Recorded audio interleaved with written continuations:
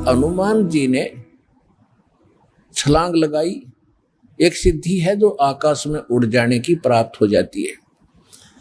आकाश मार्ग से जाके वो लंका में प्रवेश हुआ। हनुमान जी, उनको कुछ आभास हो गया था, किसी जटायु नाम के एक पक्षी ने बता दिया था कि लंका का राजा रावण उठा कर ले गया। इसलिए वहां जाने की और किसी में हिम्मत नहीं थी। सूरवीर बलवान थे। हनुमान जी ने कहा कि मैं जाऊंगा तो कुछ ऐसी निशानी दो मुझे, ताकि मुझे पहचान सके कि मैं ऐरा गहरा व्यक्ति नहीं हूं, मुझ पर विश्वास करे माता। तो कहते हैं रामचंद्र जी ने अपनी छाप दे दी, अंगूठी निकाल के उस पर नाम लिखा था उनका, और उसको सीता खूब पहचानती थी। उधर से सीता को घना दुखी कर ही रखा था, सता रखा था रावण ने, एक नौलखे बाग में छोड़ रखा था और उससे रोजाना यातना दिलाता था और अपनी पत्नी बनने की स्वीकृति वो उससे करवाना चाहता था। वो उसने स्वीकार नहीं की और रावण को एक श्राप लगा हुआ था कि तू कभी किसी औरत के साथ बलात् नहीं कर सकेगा। स्वेच्छा से कोई संपर्क हो तो वो अलग बात है, लेकिन तू किसी का ऐसे जबरदस्ती नहीं कर पाएगा, नहीं तो गल जाएगा। तो इस डर से वो जबरदस्ती नहीं कर पा रहा था और उधर से उसको पीड़ित कर रहा था कि स्वयं यश कर दे, लेकिन वो सीता ने नहीं किया था। एक वृक्ष के नीचे बैठी थी और अपने कर्मों को कोस रही थी। छोटा सा रूप बनाकर एक बंदर का हनुमान जी उसी वृक्ष के ऊपर बैठ गए थे। यातना देने के लिए औरतें आई थी तो भी उसने देखा था। जब वो चली गई उसके बाद फिर हनुमान जी ने ऊपर से वह अंगूठी डाल दी। वो तो राजदूत बनकर गए थे।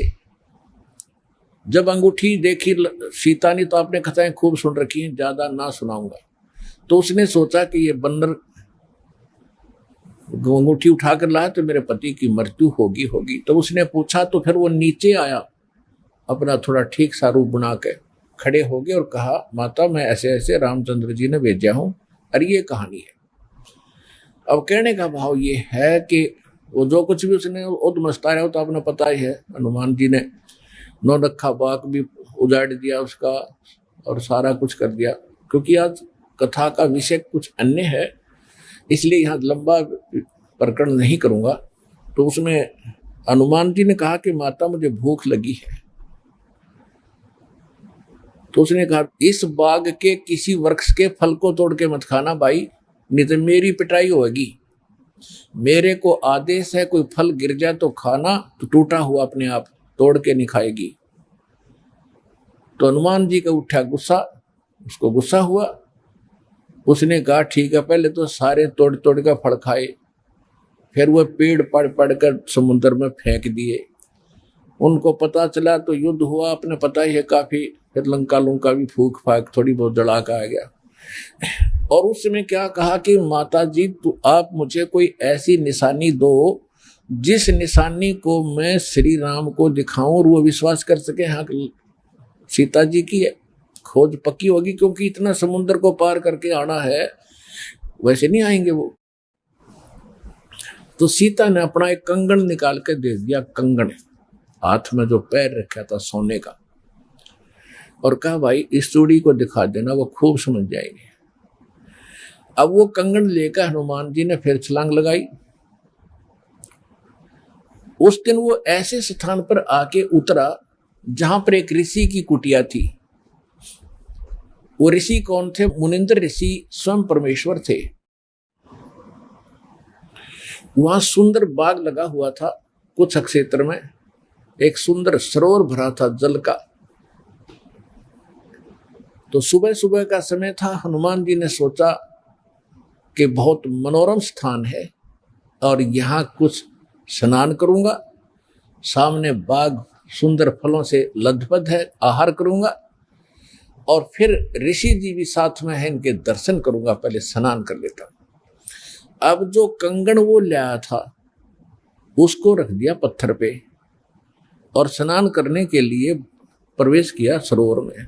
अब उन्होंने जो ही स्नान करने की चेष्टा की, लेकिन एक दृष्टि थी ऐसी कंगन पे कि जय ये कंगन गुम हो गया, कोई जानवर पक्षी उठा ले गया तो मेरी सारी मेहनत व्यर्थ जाएगी, सब परिश्रम व्यर्थ होगा। इसलिए नहा रहा था पर नजर था जैसे सर्प का मणि के ऊपर रहती है ओस चाटते समय, तो इसी प्रकार नहा रहा था, दृष्टि कंगन पे।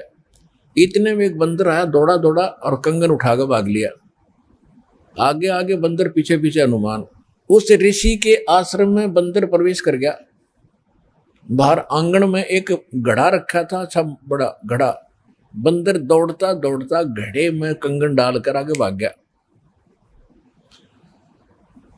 अब सुखी सांस ली कि कोई बात नहीं, ये समुद्र में डाल देता तो बातें बिगड़ जाती, घड़े में डाल दिया। फिर धीरे धीरे चले हनुमान जी। पहले घड़े में देखा उसने, ऋषि को तो पीछे प्रणाम करना था, तो घड़े में क्या देखा कि घड़े के अंदर ऐसे ऐसे कंगन हजारों की संख्या में पड़े, सेम टू सेम। अब उसने सोचा भाई मैंने तो इतनी पहचान नहीं, कोई कंगन कौन सा है। और श्री रामचंद्र जी तो सारा जानते हैं, उनके कंगन के ऊपर सारी निशानियों को पहचानेंगे, और मैं कोई गलती से दूसरा उठा ले गया तो वो मानेंगे नहीं। इसलिए वो ऋषि जी के चरणों में प्रणाम किया। परमात्मा ने मुनिंद्र रूप में बैठे थे, पूछा कि पहलवान कैसे आए। हनुमान जी ने कहा कि ऋषि जी आप कौन सी दुनिया में रहते हो। मुनिंद्र जी ने कहा क्या बात है, मैं तो इसी पृथ्वी धरातल पर ही तो रहता हूं। क्या आपको नहीं पता आज श्री राम के ऊपर कैसी आपत्ति आई है, ऐसे ऐसे उसकी पत्नी गुम हो गई थी, वो माता की खोज करके मैं आया हूं। तो परमात्मा ने पूछा कि भाई कौन से राम की बात कर रहा तू। वो कहता है अच्छा कमाल करते हो ऋषि जी, आपको यही नहीं पता राम कौन है। परमात्मा ने कहा बताओ तो श्री के दशरथ पुत्र श्री रामचंद्र जी, उनका वनवास हुआ था, ऐसे ऐसे सीता उठा ली थी और आज मैं खोज करके आया हूं ऋषि जी। परमात्मा बोले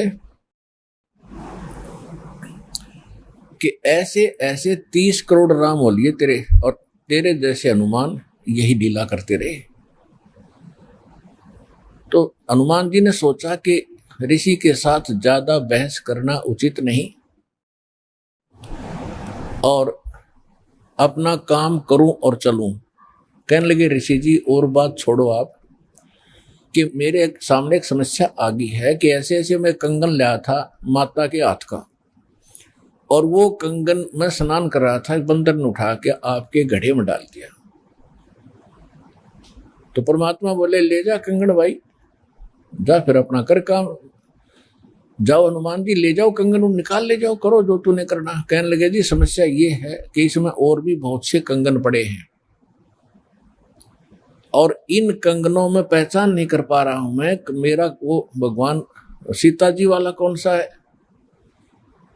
परमात्मा बोले रे भले आदमी तू लाने वाला और तुझे पता नहीं, तो मैं क्या बताऊं, फिर खोज ले कौन सा है तेरा।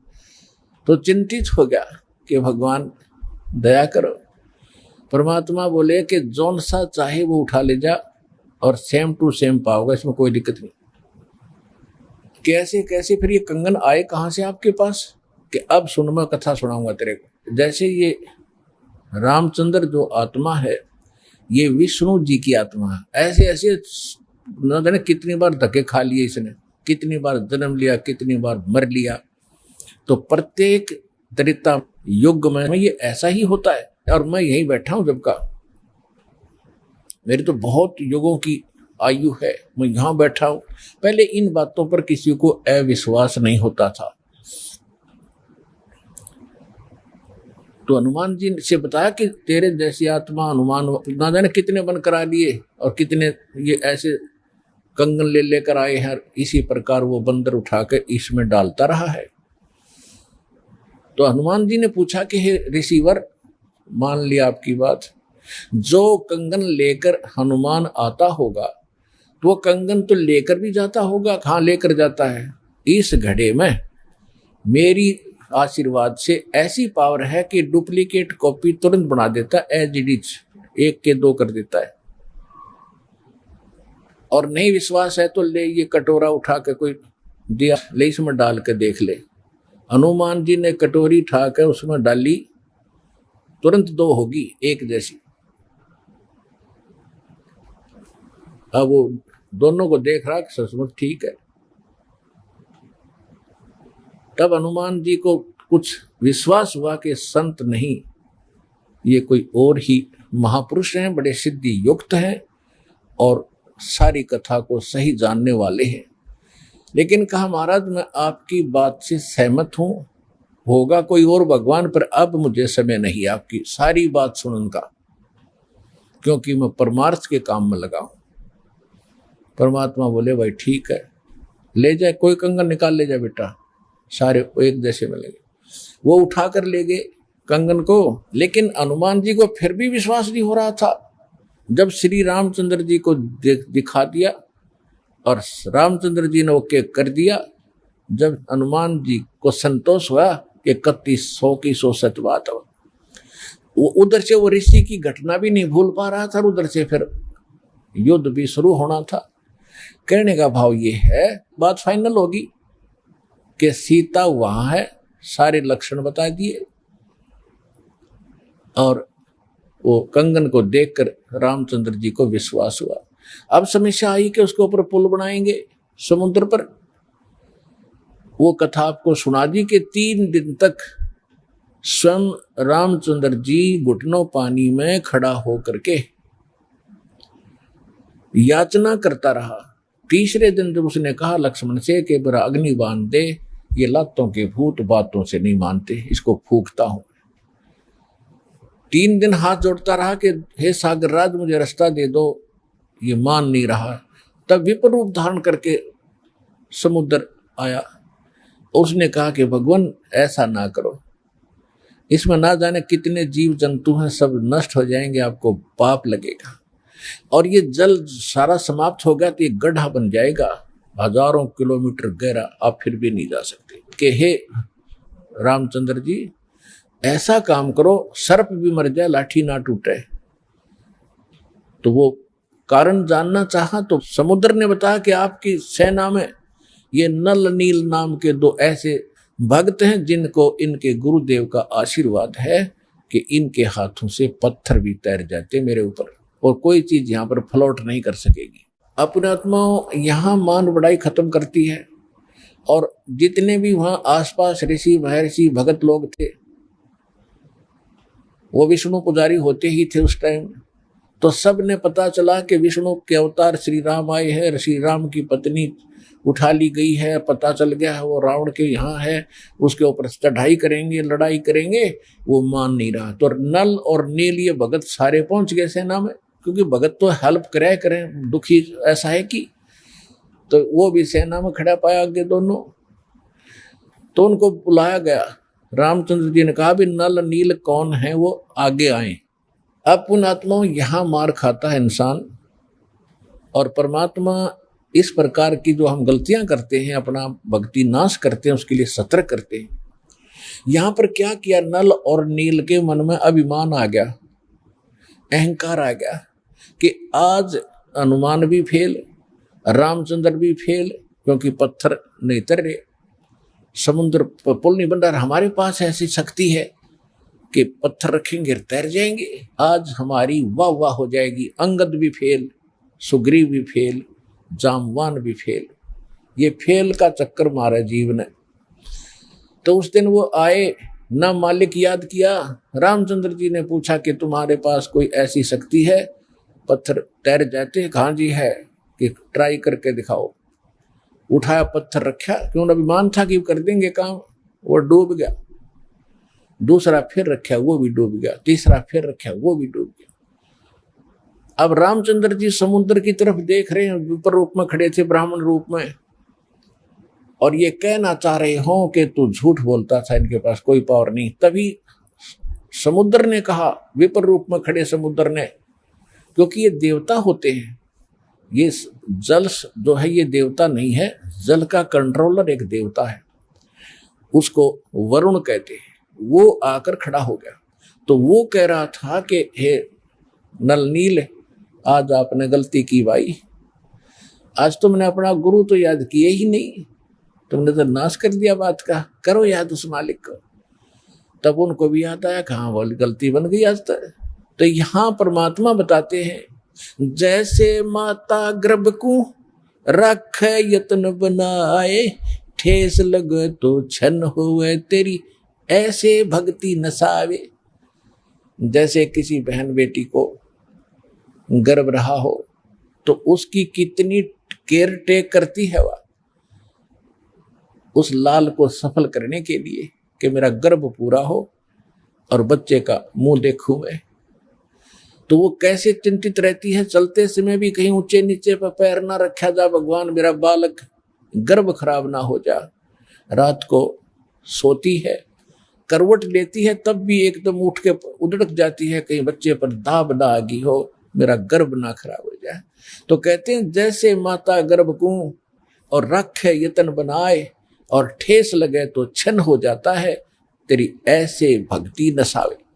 तो इस भक्ति रूपी गर्भ जो आज आपकी आत्मा में परमात्मा के सच्चे शब्द से पल रहा है, इसको इतना संयम से, इतना देखभाल से, यानी सावधानी से इसको परिपक्व करना पड़ेगा। जैसे माता गर्भ को रख है यतन बना और ठेस लगे तो छन हो, तेरी ऐसे भक्ति नसावे। तो छोटी मोटी हम गलती कर देते हैं लापरवाही में, क्योंकि हमने इस लाल की कीमत का नहीं पता जो आज हमारी आत्मा में सत भक्ति रूपी जो मालिक का मंत्र से गर्भ रह रहा है, यानी आत्मा प्रफुल्लित हो रही है। जो भक्ति रूपी जो लाल हमारे अंदर बन रहा है, इसको ऐसे संभाल के रखना है, ना अभिमान करना है, कोई मर्यादा भंग नहीं करनी है, नहीं तो फिर नुकसान हो जाएगा, आपकी भक्ति नष्ट हो जाएगी। अब उन्होंने परमात्मा को याद किया, रे नल नील यतन करे हार, तब सतगुरु से करी पुकार। रे नल नील यतन करे हार, तब सतगुरु से करी पुकार। जा सतरे खोलखी अपार सिंधु पे सिला तिराने वाले। जा सतरे खोलखी अपार सिंधु पे सिला तिराने वाले। धन धन सतगुरु सत कबीर भगत की पीड़ मिटाने वाले। धन धन सतगुरु सत कबीर भगत की वो पीड़ मिटाने वाले। नल नील ने जब याचना की हृदय से, हे भगवान गलती बन गई, आपके हाथ में इज्जत है हमारी, तो उसी समय परमात्मा वहां प्रकट हो गए। थोड़ी सी दूरी पर सबने देखा कि वो कौन आ रहा सामने। नल नील ने भी देखा, ये तो मेरे गुरुजी आगे हमारी पुकार सुन ली इन्होंने। जब मुनिंदर जी निकट आए, सभी ने दंडोत प्रणाम किया, श्री राम ने, हनुमान ने, सब ने। हनुमान जी ने देख लिया, बाबा जी तो वही है भाई, ये तो बिल्कुल सही, ये तो शक्तिशाली ऋषि है। लेकिन उस समय और वार्ता करने का समय नहीं था, जो समस्या थी वह उनके सामने अड़ी हुई थी। तब श्री रामचंद्र जी ने मुनिंद्र ऋषि से अर्ज की थी, भगवान आज हमारे सामने ये समस्या आई है, अभिमानी रावण हमारी याचना नहीं मान रहा है। हमने उसे खूब दूत भेजकर, अंगद को, हनुमान जी को, सबको भेजकर उससे प्रार्थना कर ली है, इसको लौटा दे मेरी पत्नी को। वो माना नहीं, अब नहीं माना तो हमने युद्ध करना पड़ेगा और उसके लिए रास्ता चाहिए समुद्र पर। समुद्र रास्ता दे नहीं रहा। इसने विधि बताई कि आपके शिष्यों के पास यह शक्ति थी, मेरा दुर्भाग्य कि आज इनके हाथों में भी शक्ति नहीं रही। तो परमेश्वर ने कहा कि आज के बाद इनके हाथों में यह शक्ति रहेगी भी नहीं। इन्होंने बहुत बड़ी गलती की है, जो मैं रोज बताता हूं कि अभिमान से भगवान कोसों दूर है, और इतने दिन के बाद इतना दुख था इनके ऊपर, इन्होंने फिर बकवास कर दी। अब इनके पास यह शक्ति नहीं रही। तो श्री रामचंद्र जी ने कहा कि हे ऋषिवर, मेरी समस्या का समाधान करो। जब आप अपने बच्चों को, अपने शिष्यों को आशीर्वाद दे सकते हो शिला तिराने का, तो आप खुद भी कृपा बख्श सकते हो, मेरे लिए लंका में जाने का रास्ता बना दो। तब परमेश्वर ने कहा ठीक है भाई, मेरा वचन है तेरे बाप तय। परमेश्वर ने कहा था कि तेरे बाप से मेरा वचन है कि तेरा पुल बनवाऊंगा। अब ये रामचंद्र जी का समझ में नहीं आई कि मेरे बाप से और क्या वचन है इनका, क्या वायदा है। परमात्मा ने अपनी प्यारी आत्मा धर्मदास जी को बताया था कि जब मैं प्रथम सतयुग में सतलोक से यहाँ आ रहा था तो बीच में इस काल की एक तपस्या है, वहां पर जीव दुखी किए जा रहे थे और मैं जोग जीत रूप में अपने पुत्र के रूप में वेशभूषा में था। तो इसने पहले मेरे साथ कुछ बकवास करी थी, ज्योति निरंजन ने इसकी पार नहीं बसाई थी तो मेरे चरणों में गिर गया था और इसने मेरे से वचनबद्ध करवा कर कुछ प्रार्थना की थी कि कुछ और सुविधा मुझे देना। उनमें से एक तो ये थी कि मेरा पुत्र विष्णु श्री राम रूप में जाएगा और ऐसे उसके प्रारब्ध में लिखा है कि उसकी पत्नी को रावण उठाएगा, समुद्र पर पुल नहीं बनेगा, आपके बगैर वहां कोई कृपा नहीं कर सकेगा, उसकी हेल्प नहीं कर सकेगा। तो परमात्मा ने स्वीकार किया था कि मैं ये काम भी करूंगा। फिर दूसरा वर्ग क्या था कि वो फिर समुद्र के ऊपर उसने जो तीर त्यार दिखा के जबरदस्ती धमका के रास्ता लेना चाहा था, इसका प्रतिशोध समुद्र लेगा। वो क्या करेगा कि जब ये श्री कृष्ण रूप में जाएगा और फिर ये क्या करेगा, बाद में मृत्यु के उपरांत एक राजा को दर्शन दे करके जगन्नाथ का मंदिर बनवाना चाहेगा अपनी महिमा बनाए रखने के लिए। तो उस पुरी के स्थान पर जो जगन्नाथ मंदिर बनवाओगा उसको समुद्र इस प्रतिशोध में नहीं बनने देगा कि इसने मेरी बेइज्जती की थी तीर दिखा के राम रूप में, इसका प्रतिशोध लेगा और वो मंदिर न बनने नहीं देगा, बार बार तोड़ेगा। आप उसका मंदिर बनवाना, क्योंकि बच्चे हट कर लेते हैं तो वो मानते नहीं है, तो इसलिए वो कह रहा था जी आप दया करिए, वो मानेगा नहीं। तब परमेश्वर ने कहा था तथास्तु। और भी कई चीजें कही थी कि दूसरा ये मांगा था कि 3 युगों में जीव थोड़े पार करना, क्योंकि परमात्मा ने कहा था कि मैं कलयुग या तेरे नीचे के लोकों में जाऊंगा और तूने सबको मिसगाइड कर रखा है, सच्चा भगवान सच्चा ज्ञान छुपा रखा है, मैं सच्चाई बताऊंगा और सबको ज्ञान दूंगा, ऐसी भक्ति और नाम दूंगा, सभी तेरे लोक से पार होकर सतलोक जाएंगे।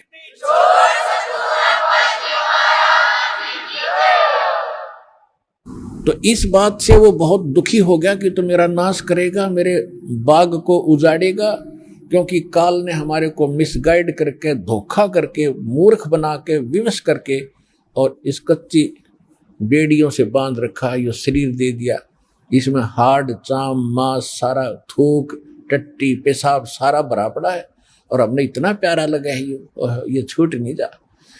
परमात्मा कहते इतना बढ़िया शरीर दूंगा, वहां जाकर ना नाड़ी होगी ना नस होगी ना कोई बीमारी ना हारी ना कोई बीपी हाई ना लो होगा।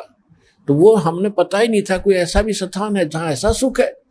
तो परमात्मा ने कहा था तेने क्या हाल कर रखा उन बच्चों का सारा, कोई गधा बना दिया कोई कुत्ता बना दिया, और जो मनुष्य वो कौन से सुखी हैं, उनको ऐसा ज्ञान दूंगा और ऐसा मंत्र दूंगा वो यहाँ भी सुखी होंगे, मेरे साथ सतलोक जाएंगे। तो इस बात से वो दुखी हो गया था काल, ये तो नाश करेगा मेरे बाग न उजाड़ेगा। भगवान का पता लग गया, सच्चे स्थान का पता लग गया तो यहाँ कौन रहेगा। तो तब उसने चरणों में गिर के रा करके कबीर भगवान से याचना की थी कि 3 युगों में जीव थोड़े ले जाना और चौथे युग में आप कितने ले जाना। और फिर ये पुल बनवाने का, जगन्नाथ के मंदिर को बनवाने का ये भी प्रॉमिस करवाया था। जब उसने सारा परमात्मा ने प्रतिज्ञा कर ली थी तो फिर ये खलनायक है, ये विलियन है, धोखेबाज और ठग है, इसने तुरंत अपना आंखें बदल ली और कहा जाओ जोग जीत संसारा जीव न माने कहा तुम्हारा। कहते हैं 12 पंथ करूं मैं साजा नाम तुम्हारा ले करूं आवाजा, और 12 पंथ नाम जो ले ही वो मेरे मुख में अंश मोही। और पहले अंश हमारे जाई और पीछे अंश तुम्हारे आई, और जाइयो जोग जीत संसारा। परमात्मा ने कहा था कि फिर मैं त्रेता युग में जाऊंगा, ठीक है भाई, चौथे युग में जाऊंगा कलयुग में और फिर पार कर लूंगा। तूने गलती तो मेरे से करवा ही ली। वैसे मालिक ने गलती नहीं की, दाता को पता था कि सतयुग त्रेता द्वापर में ये दुखी नहीं होंगे, और जब तक जीव दुखी नहीं होगा इतना भगवान नहीं पहचान सकता। इसलिए दाता ने जानबूझकर उसको यश कर दी थी और वो बन गया था स्याणा अपने आप में इंटेलिजेंट बन रहा था कि मैंने रोल मार ली भगवान की, है मैंने इनकी अकल मार ली, मालिक ने अकल मारी उसकी।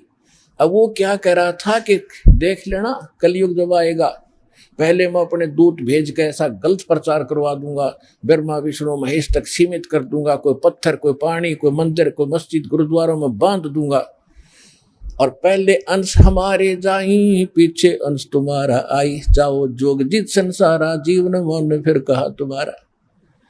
कि पहले मेरे दूत जाएंगे और सारा उल्टा ज्ञान उल्टा भगवान उल्टा विधान सबको बता देंगे, गलत मंत्रों से रटा देंगे। ये राधा स्वामी पंथ, धन धन सतगुरु पंथ, निरंकारी पंथ, ये रासाराम जैसे ये सारे नकली पंथ काल के चलाए हुए। तो परमात्मा को पता था कि इसने कर लेते सारे जुगाड़ अपने, और जब मेरा दास जाएगा ऐसे समय में जब इनके परिपक्व हो चुके होंगे सारे पंथ, इन्हें जो कहना सुनना होगा वो सब कह चुके होंगे, जो ज्ञान देना होगा वो दे चुके होंगे, जो नाम देना होगा वो नाम दे चुके होंगे। और जब मेरा दास जाएगा वो प्रमाणित करके दिखाएगा कि सच्चाई ये है झूठ ये है, तो 2 मिनट में मेरे बच्चे मुझे पहचानेंगे और मेरे पास आ जाएंगे।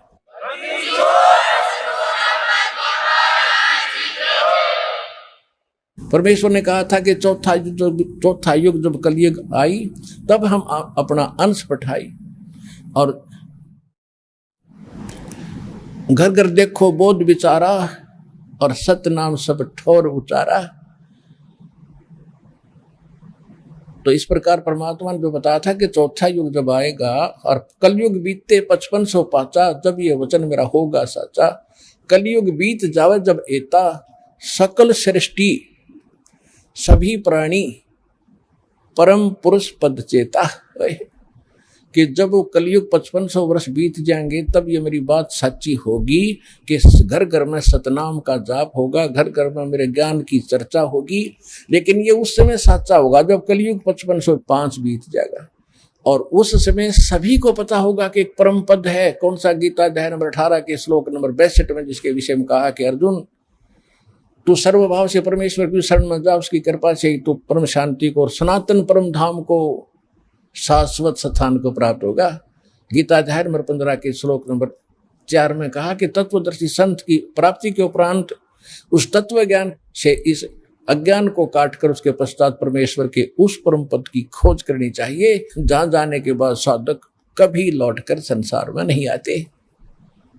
और जिसने सबरमंडल की रचना की उस परमेश्वर की उस परम पद की, यानी अमर लोक की, शाश्वत स्थान की खोज करनी चाहिए। तो यहां परमात्मा कह रहे हैं कि चौथा युग जब कलयुग आई तब हम अपना अंश पठाई, और घर घर देखो बोध विचारा, घर घर में तत्व ज्ञान का चर्चा चला करेगी, और सतनाम सब ठोर उचारा। सतनाम का सबको दिया जाएगा। आज तक सतनाम की छींट भी ना लगी थी, ना राधा स्वामी वालों को, न धन सतगुरु वालों को। सतनाम का तो बहुत गुणा गीत गाते हैं, और कख नहीं पता इनको। ऐसे सिख समाज को सतनाम का कोई पता नहीं था। नानक साहिब जी सतनाम का जाप किया करते थे, 2 अक्षर का जाप था। लेकिन इन महापुरुषों को परमात्मा ने सख्त हिदायत दे दी थी कि अभी डिस्क्लोज ना करना, नहीं तो काल के दूतों का दाव लग जाएगा और ये सब बच्चे मुझे पहचान नहीं पाएंगे। तो महापुरुष थे, उन्होंने जो कह दिया सो फाइनल। को तो भगवान से मिलकर आए थे, भगवान की एक एक बात को उन्होंने स्वीकारा और उसी तरह आचरण किया। तो अब परमात्मा ने कहा कि जो 5505 वर्ष बीत जाएगा कलयुग, उसके बाद सबके मुंह पर सतनाम का जाप होगा। आप देख रहे हो, धन धन हो गए आप। इस सतनाम का किसी को पता भी नहीं था, आप सतनाम का जाप कर रहे हैं 8-8, 10-10 वर्ष के। तो सौभाग्य तुम्हारा, भगवान के विशेष कृपा पात्र बच्चे हो आप, जो सतलोक आश्रम बरवाला जिला हिसार हरियाणा में पहुंच रहे हो, दीक्षा प्राप्त कर रहे हो।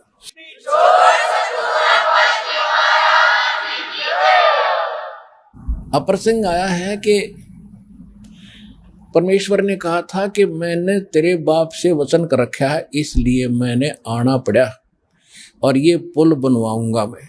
अब रामचंद्र के बात समझ नहीं आ, मेरे पिता से कैसे वचन हुए होंगे। सोचा कभी बात होगी इनकी, पिताजी के पास साधु संत आते ही रहे थे। तो परमेश्वर एक सोटी ले रहे थे हाथ में, डंडा, और परमात्मा ने कहा कि आ जाओ मेरे साथ साथ। इस पहाड़ के चारों तरफ एक चक्कर लगाता हूं, निशान लगा दी, रेखा कि एक बहुत बड़ा पहाड़ था, उसके चारों तरफ का एक लाइन खींचा है, रेखा परमात्मा, एक रेखा खींच दी डंडी से कि इसके बीच बीच के पत्थर मैंने हल्के कर दिए, फ्लोटिंग कर दिए, और इनको उठाओ और फोड़ो, तराशो और पुल बनाओ। नल और नील को फिर भी सेवा दे दी कि ये राज मिस्त्री रहे हैं और इनको पत्थर तराश के सेट करना आता, इसकी मदद लेना और नल नील सहायता करना इस परोपकार में। तो नल नील ने वो राज का काम कराया था उनमें, उनको तराश तरूश के एक दूसरे में फंसा दिया ताकि वो अड़े रहे।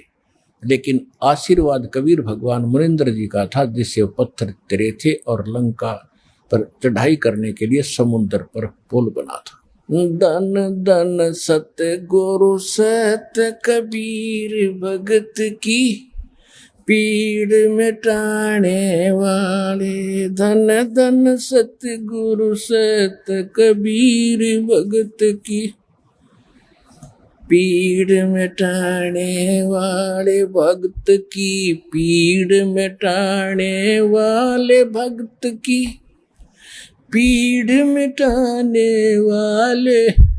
धन धन सतगुरु सत कबीर भगत की पीड़ मिटाने वाले। रहे नल नील यतन कर हार, तब सतगुरु से करी पुकार। रहे नल नील यतन कर हार, तब सतगुरु से करी पुकार।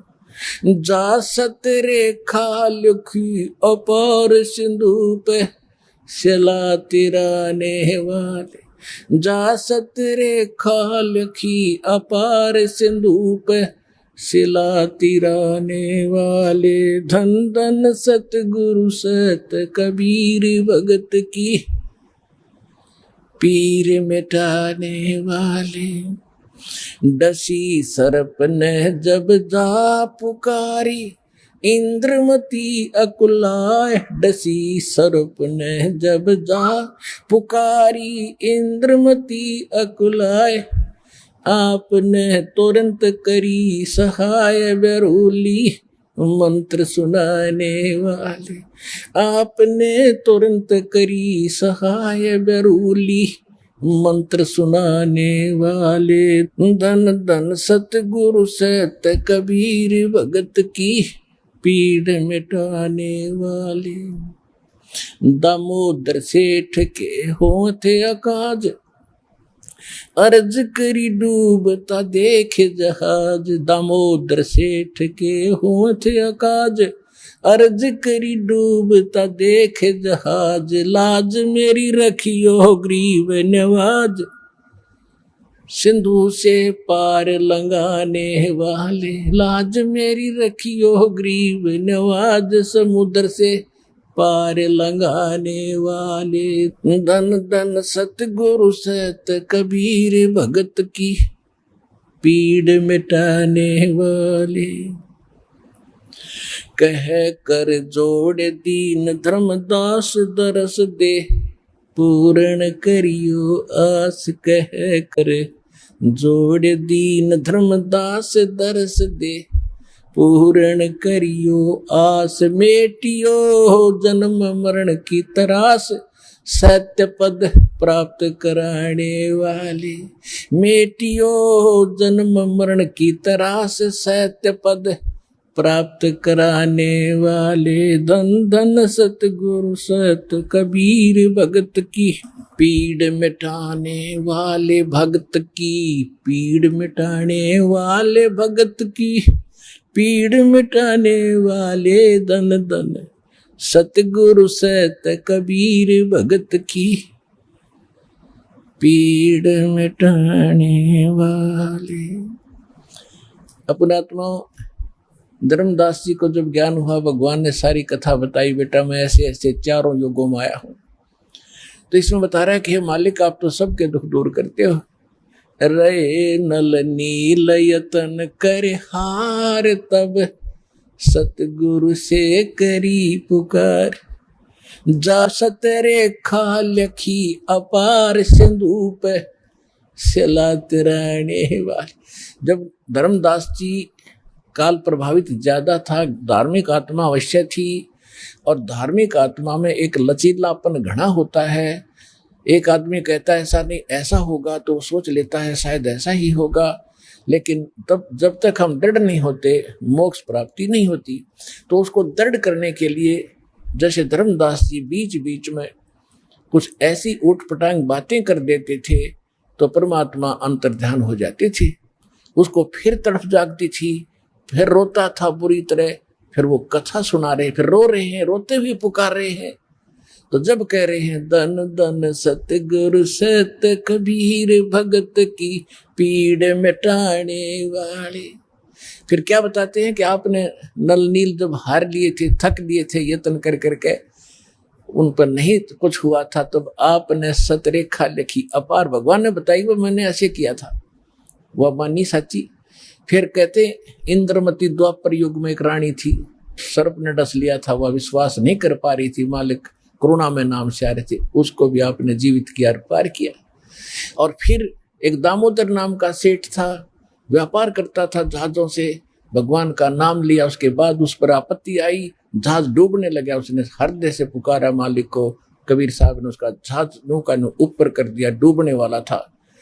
तो कहते हैं दामोदर सेठ के हो थे काज, अर्ज करी थी आपसे जब डूबता देख जहाज। ऐसे जो क्या कहा था दामोदर ने कि लाज मेरी रखियो गरीब नवाज, फिर समुद्र से पार लंघाने वाले, जहाज को पार कर दिया, डूबने नहीं दिया। अब क्या कहते हैं, कह कर जोड़ दीन धर्मदास दरस दे पूर्ण करियो आस। जो भगवान अंतर्ध्यान हो गए थे, रो रहा था कि मेरे ऊपर ये बड़ी आपत्ति आ गई, आपका अभाव मुझसे सहन नहीं हो रहा है मालिक। कह कर जोड़ दीन धर्मदास दरस दे पूर्ण करियो आस, मेटियो जन्म मरण की तरास, सत्य पद प्राप्त कराने वाले। सत्य पद, वो परम पद, वो सतलोक, आपके अतिरिक्त इस सृष्टि में कोई दूसरा मुझे वो प्राप्त नहीं करा सकता, मुझे फिर दर्शन दो मालिक, मेरे से गलती हुई। अब जो प्रश्न चल रहा है, त्रेता युग में दाता ने कैसी लीला की। अब क्या होता है देखो पुण्यात्माओं, हम परमार्थी भी हैं, क्योंकि भगत का स्वभाव होता है कि वो परमार्थ पर ज्यादा रुचि रखता है, लेकिन परमार्थ के साथ साथ स्वार्थ भी होना चाहिए थोड़ा सा। वो स्वार्थ कौन सा, अपने कल्याण का, आत्म कल्याण का स्वार्थ भी चाहिए। अब हनुमान जी ने जब तो ताकत थी, पहलवान था, धार्मिक था, रामचंद्र जी की जल्दी लग रही थी, जब ऋषि रूप में परमात्मा इत्फाक वहां मिले और सारी लीला देख ली, और फिर ये भी देख लिया कि उसी ऋषि ने आकर समुद्र पर पत्थर तेरे आए, और फिर भी बुद्धि बनाया क्योंकि रामचंद्र की जी का साथ लग रहा था। अब मालिक ने उसका उद्धार करना था उस प्यारी आत्मा का, क्योंकि ऐसी ऐसी पुण्यात्मा है जो परमार्थ के लिए कोई लेना न देना, उड़ा छत्ती ताणी मारो मरूंगा और मारूंगा, कि इसलिए रामचंद्र की पत्नी छुटवाऊंगा। और यति पुरुष थे, बाल ब्रह्मचारी थे, ऐसी लगन थी उसमें। तो कहने का भाव ये था कि फिर इस खुशी में कि रामचंद्र जी के साथ धाम जाऊंगा, वहां मेरी इज्जत होया करेगी। अब वो तो श्रद्धालु था, समर्पित था भगवान के लिए, लेकिन गलती क्या लग रही थी, रामचंद्र ने परमात्मा पूर्ण मान बैठा था। अब आपने खूब कथा का पता है कि जब घरजाली और रानी बन गई, फिर उसने सबको इनाम दे रही थी। उसी लाइन में हनुमान भी खड़ा था, क्योंकि उन्हें बड़ी योगदान था, तो हनुमान जी को सच्चे मोती दे दिए। हनुमान जी ने उनका पहलवान था, इन्हें फोड़ फोड़ के गिर दिए तले। तो सीता को अच्छा नहीं लगा, कहने लगे रे बन्नर के बन्नर, तेरे को अकल भी नहीं इतनी कि तू पता कितने कीमती मोती थे, तूने क्या कर दिया, ये क्यों फोड़ डाले। उसने ये कहा कि मैं इसमें ये देख रहा था, इन मोतियों में कहीं राम का नाम है तो मेरे काम है, नहीं तो मेरे काम नहीं है। तो वो कहने लगी तू रहा बंदर का बंदर, और बंदर तो खुद थी, जब अकल नहीं उसके अंदर इतनी भी। तो उसने उसको लताड़ दिया कि तू बंदर का बंदर है, तेरा ठिकाना यहाँ नहीं, तेरे जंगल में जाना चाहिए। हनुमान जी का ठेस लगी और उठा कर अपना लंगोट जा बैठा पहाड़ पे। अब बैठा एकला, यहाँ संसारिक परमार्थ करने से उसको क्या मिला, ये लोग इतना ही देते हैं। जब हम भगवान की शरण में होंगे और फिर परमार्थ करेंगे, परमात्मा हमारे साथ होगा, उस परमार्थ का फल अलग होगा। जब तक आप मनमुखी बन रहे हैं, किसी की तसार ला दिया, किसी का उसको सहायता कर दी, वो तो फिर आपको कर देगा अगले जन्म में, वो भी अच्छी बात है, लेकिन वो रिजल्ट लास्ट में नल ही होगा जो आपके समक्ष है। आप कथाएं खूब पढ़ते रहे हो। अब बैठा भगत एकला वृद्ध हो गया शरीर एक पहाड़ पे, परमात्मा गए वहां पर, तब अन्य रूप बना लिया परमात्मा ने, अन्य रूप, और जाके कहा भी राम राम, अंजनी के पवन पुत्र राम राम, राम राम महाराज जी आ जाओ, बैठो। बैठ लिया। भाई कैसे हो, कौन है, क्या नाम है? तूने बताया भाई मेरा नाम तो कोई है नहीं, मैं तो ऐसे भटक रहा हूँ और परमात्मा की खोज में लगा हुआ हूँ, ऐसे ऐसे मुझे, आप भगत आदमी हो, आपसे दो चर्चा करने यहाँ बैठ जाता हूँ, थोड़ी देर राम नाम की चर्चा कर लूँ। कहा करो करो। कल तक हनुमान जी ने गुण गाए कि 3 लोग के भगवान आ रहे, दशरथ के पुत्र घर में रामचंद्र नाम उनका। परमात्मा बोले फिर भगवान ने आप क्यों छोड़ा है, वैसा बढ़िया राम था तेरा, जो भगवान के लिए तो भटक रहा है, और भगवान ने छोड़ा अयोध्या में, तो बैठा पहाड़ पे, फिर यह कौन सी समझदारी तेरी? अब हनुमान जी ने सोचा भाई बात तो बाबा जी ने काटेगी कही। कहने लगा भाई जिसको भगवान मान बैठे राम नहीं है, ये तो नाम रामचंद्र है इसका, राम तो कोई और है जो सुप्रीम पावर है, उसका भेद मेरे पास है। इस राम तो पता नहीं कितने मर लिए। तब उसने कहा कि ये बात है बाबा जी और क्या था मुझे ऋषि जी वहां पर। तब परमात्मा ने वो रूप बनाया कि भाई मैं हूं वही, तेरे लिए भटक रहा हूं प्यारी आत्मा। चरणों में शीश रख दिया हनुमान जी ने कि महाराज जी मुझे ज्ञान बता दो। परमात्मा बोले अब थक लिया तू संसार से, देख लिया तेने क्या उपकार किया, तुझे क्या मिला वहां से, और उनको क्या मिलेगा वो फिर बता दूंगा। अब तेरे जचे को नहीं, सीता तो घर से निकाल ली जाएगी, रामचंद्र डूब कर मरेगा सरयू नदी में लास्ट में। इनकी ये हालत होती है यहाँ पर। अब जब तो हनुमान जी का सारी साची लगे ठीक, क्यों उसका जूते लाग लिए वहां से। तुमने बोला महाराज वह सच्चा ज्ञान बताओ, मैं सारी सुनूंगा। सारा ज्ञान बताया कि मैं सीधा नु का भगवान हूं तो नहीं जचा कि मैं उस परमात्मा का संदेश लेकर आता हूं, चारों युगों में आता हूं। सारी कहानी सुनकर कति साची मान ली, और फिर कहा कि जब आंखें देखूं कि अभी आप वहां से आते जाते हो तो तब कुछ यकीन हो। तो परमात्मा वहां से उड़े आकाश में, और उसको दिव्य दृष्टि दे दी हनुमान जी ना, तो 1 किलोमीटर पाछे कुछ दिखा को नहीं। हनुमान जी देख रहे यहाँ से बैठे, वो ज्वालिए सारे लोग दिखे, राम कृष्ण नर के नीचे रह गए, और वो पहुंच गए सतलोक में, वहां तक देख रहा है। फिर कहा कि महाराज वापस आ जाओ, मेरा पूरा विश्वास हो गया। तब वापस आ गए। तब हनुमान जी ने नाम लिया उस परम पिता से, तब उस आत्मा का कल्याण हुआ। पुण्यात्माओं ये है सत्यनारायण कथा।